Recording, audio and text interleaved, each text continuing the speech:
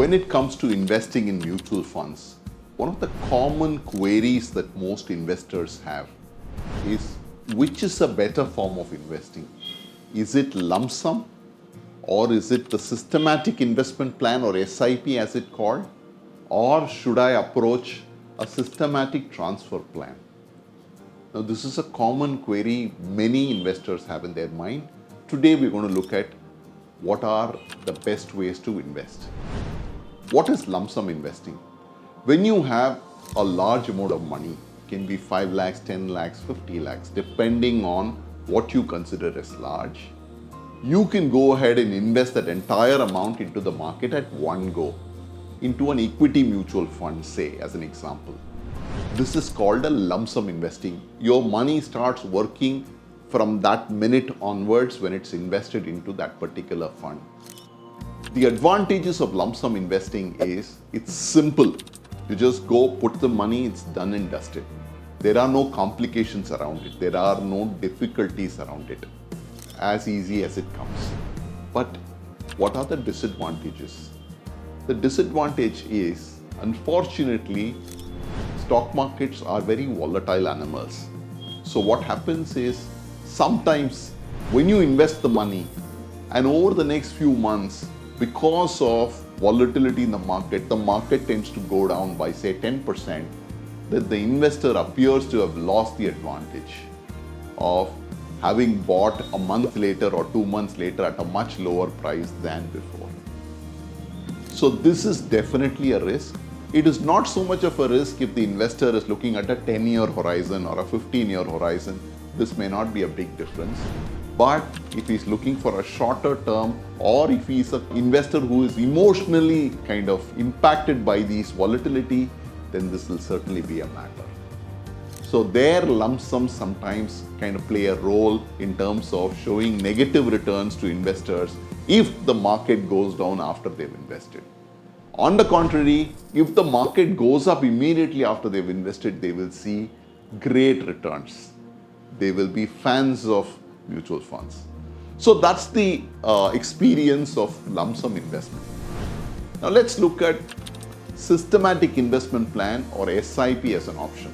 In SIP, you put money away on a month-on-month basis, the same amount, say it is 10,000 rupees, you put every single month on a predetermined day, be it the 1st or the 5th or the 10th or the 15th, as the case may be. The amount gets debited from your account and goes to buy mutual funds unit, which is already specified. So it's the same mutual fund scheme that you're going to invest every month into. Now this is what a systematic investment plan is. Now let's understand what are the pros of the advantages of systematic investment plan. In the systematic investment plan, you don't need to start with a large number. Even a number as small as 1,000 rupees can be good to go. So you don't need to commit to a large investment. You can start with whatever little you have. Second, it gets done on a month-on-month basis. So it creates a certain discipline in the investor of investing his money on a month-on-month basis. Remember, we also get our salaries on a monthly basis. So it aligns beautifully with the concept of monthly salary going into monthly systematic investment plan, SIP. So that's where it's a very, very easy system to implement. Third, whatever be the volatility of the market, going up, going down, going whichever way, you get an average. And that average over long periods of time, say 10 years, 15 years, will work tremendously to the advantage of the investor. So it's a great tool. Now, what are the negatives? If at all there is any negative, the only thing is, if you are coming into a point where the market is very, very low, it's hugely undervalued at some point in time, then SIP will mean that you are going to buy every time as the market becomes more and more expensive. So to that extent, if you had an option of a lump sum, it may be a better bet than an SIP, especially in a scenario where stock markets are hugely undervalued. But that apart, SIP is a great tool one can use to create wealth. Now let's look at systematic transfer plan as an idea. The systematic transfer plan, or STP as it's called, is another variation of lump sum. It combines the benefit of lump sum and SIP together. So let's say I have a 50 lakh kitty that I want to invest into equity mutual funds.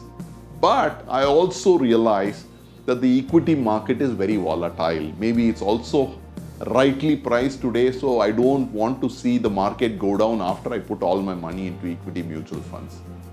The way to do that, or the way to handle it, is that you take that money and park it into liquid funds or safer debt products and give a mandate from the debt product on a predetermined day every week or every month to transfer it to the equity funds that you want to transfer.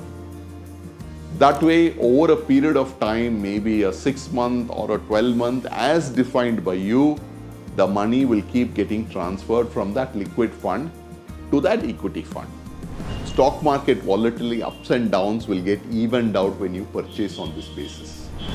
What are the advantages of STP?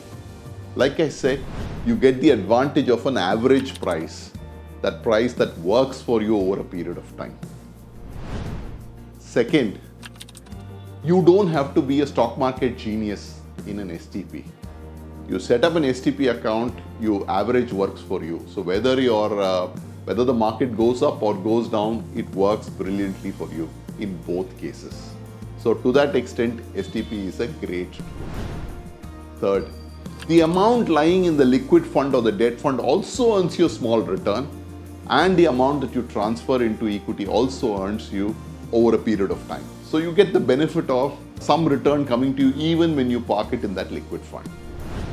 Fourth, like I mentioned, in case there is a huge volatility after the third tranche, let's say you decided to transfer money from the liquid fund to the equity fund over a 10-month period. Let's say 10 lakhs is in the liquid fund, 1 lakh goes every month over a 10-month period. And at the end of the third month, for example, the stock market takes a big fall, say 10% fall on a given day because of geopolitical reasons. You have the option of going and switching all the remaining funds into equity at your will. So you can take advantage of adverse news and make sure that you can shift money into equity markets.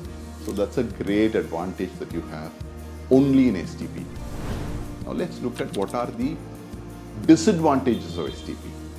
If the market goes up after you've invested, then you are going to buy every time the market is going up.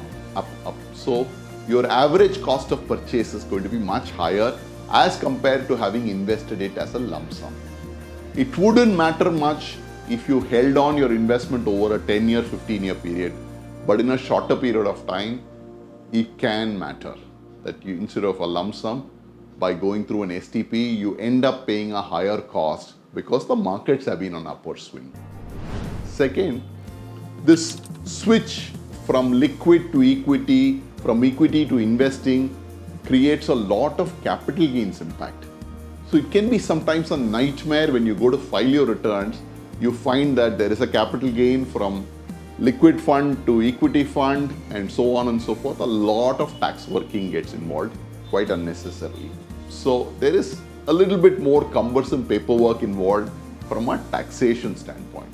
So in a substance, lump sum, SIP, STPs are different modes of operating the same simple mutual funds. There is no right way, wrong way. Depending upon one's need, one can choose the option. If your salary is going to come regularly on a month-on-month basis, SIP is the only way. If you have a lump sum that you need to invest, then you have really two choices.